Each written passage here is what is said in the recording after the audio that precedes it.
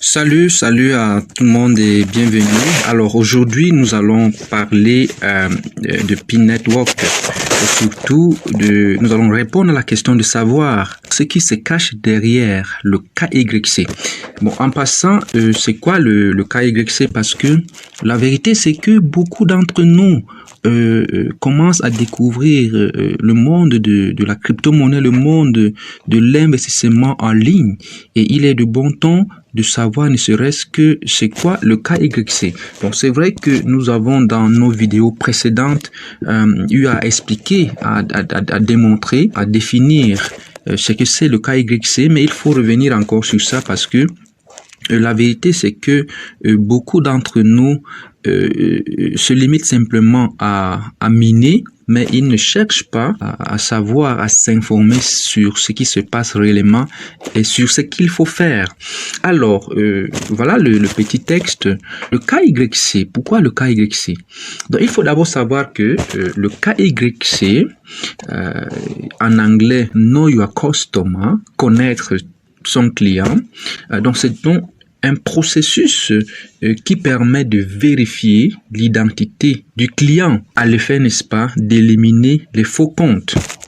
Et il est important de le préciser que seul dans le cadre, n'est-ce pas, de Pi Network, le système ne reconnaît qu'un seul compte. Donc, si au préalable, quelqu'un se dit, comme on a la possibilité d'avoir, une personne a la possibilité d'avoir plusieurs téléphones et que je peux créer 3 ou 4 comptes avec mes 3 téléphones, alors au moment de KYC, cette personne ne pourra s'identifier qu'avec qu'un seul compte parce que il n'est pas possible que le système reconnaisse une même identité sur plusieurs comptes. Donc c'est la première des choses qu'il faut savoir. Et aussi, pourquoi le KYC?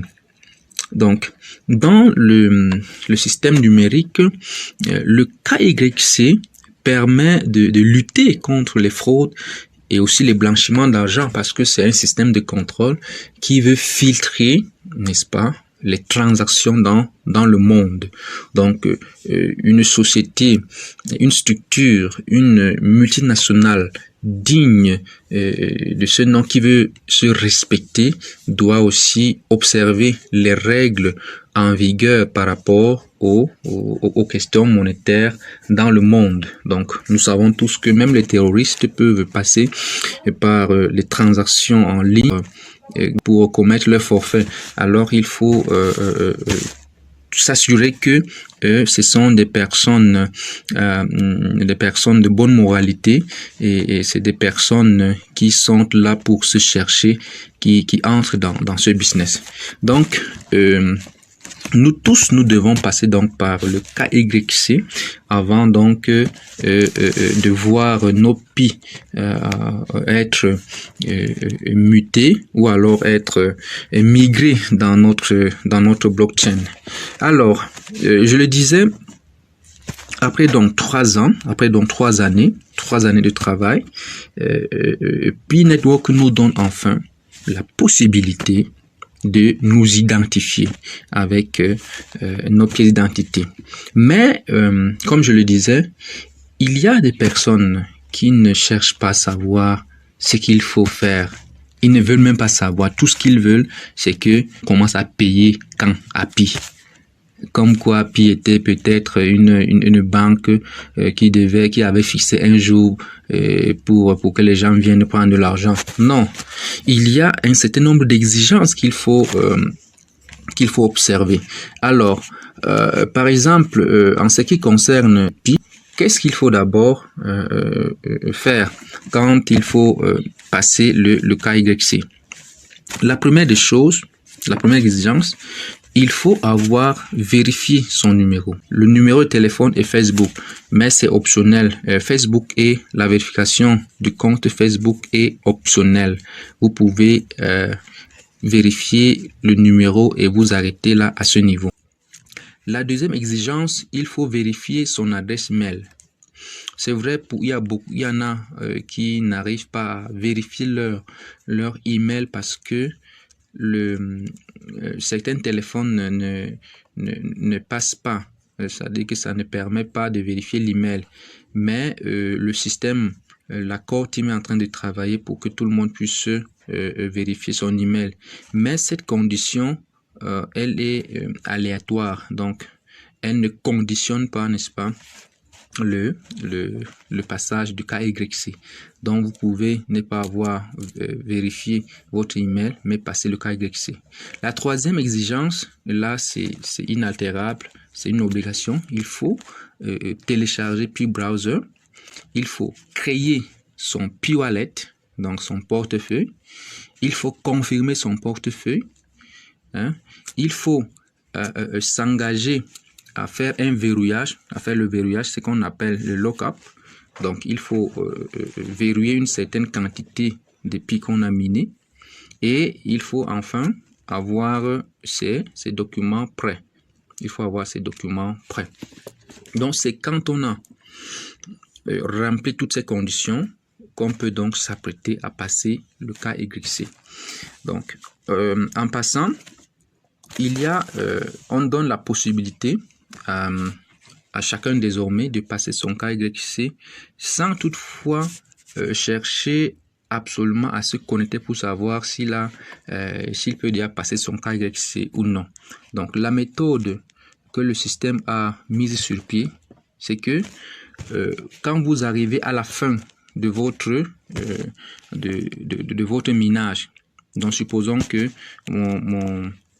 mon minage est inactif, je veux le réactiver. C'est à ce moment, quand vous vous connectez, alors il y a un message que vous allez recevoir. Un message que vous allez recevoir pour montrer, ce message va vous notifier que vous pouvez engager votre KYC. Et à ce moment, donc, vous pouvez le faire. Vous pouvez le faire. Donc, alors, la question qui nous a... la question à laquelle nous allons répondre ici, c'est que qu'est-ce qui se cache derrière véritablement le KYC?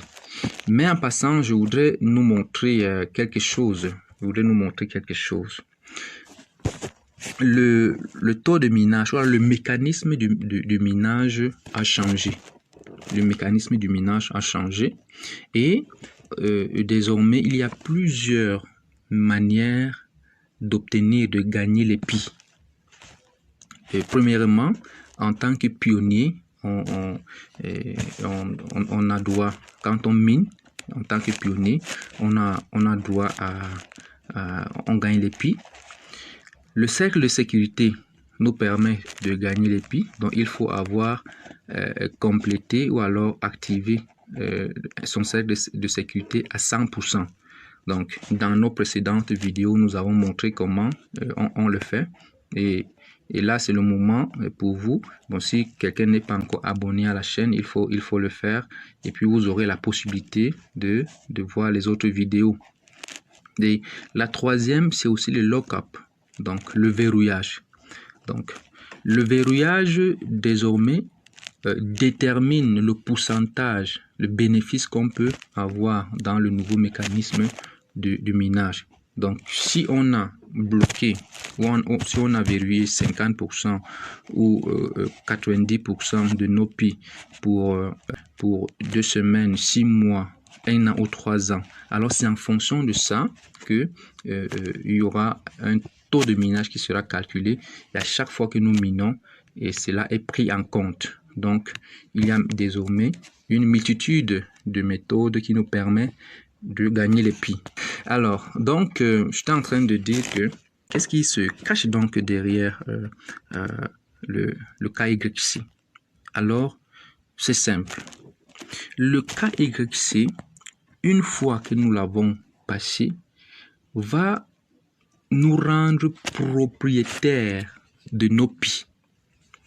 Je le répète, le KYC, une fois que nous l'avons passé, nous rend définitivement propriétaires de nos pi. Et c'est donc après cette phase que ces pi dont désormais nous sommes propriétaires seront migrés et seront donc transférés dans notre Pi-Wallet. Notre Pi-Wallet ici, le P-Wallet-ci qu'on a, c'était encore à quel niveau? Voilà, le P-Wallet qu'on avait créé ici, sur le portefeuille là, et c'est après donc avoir passé le KYC que nos Pi seront transférés dans notre portefeuille. Et le portefeuille, donc, quand on a quelque chose dans son portefeuille, ça dit que ça nous revient de droit et ça nous revient définitivement. Donc, on peut donc en utiliser. Donc, ce qui nous attend donc après le KYC, c'est que nous allons désormais être les vrais propriétaires de nos Pi. Parce que jusqu'à présent, tant qu'on n'a pas encore passé le KYC, on n'est pas encore propriétaire de nos Pi. Donc, préparons-nous tous, soyons attentifs. Dès lorsque, quand vous voulez lancer votre minage et que vous recevez une notification, que ce soit en anglais ou alors en français, vous disant que vous êtes éligible pour le KYC, alors si vous avez déjà au préalable rempli toutes ces conditions, créer tout ça, vérifier le numéro, créer le P-Wallet, tout ce qui est ici là, si vous êtes déjà prêt et que vous avez déjà votre carte, votre CNI ou alors votre passeport, alors vous soumettez donc votre KYC et vous attendez patiemment le temps que le système valide le KYC. Alors, c'était pour nous dire que il faut passer absolument par le KYC pour devenir propriétaire, pour que nos Pi que nous minons nous reviennent définitivement. Dans la prochaine vidéo, nous allons montrer comment est-ce que il faut procéder de manière détaillée. Quels sont les éléments? Qu'est-ce qu'il faut mettre quand nous sommes en train de remplir le formulaire pour le KYC? Qu'est-ce qu'il faut mettre? Qu'est-ce qu'il ne faut pas mettre? Comment est-ce qu'il faut positionner les documents? Tout ça, nous allons donc le montrer dans la prochaine vidéo. En espérant que cette vidéo vous a apporté quelque chose de plus dans notre aventure de Pi Network. N'oubliez pas de vous abonner à cette chaîne. N'oubliez pas aussi de cliquez sur j'aime pour nous permettre de savoir que nous sommes tous ensemble. Allez, bon minage à tout le monde. Bye bye.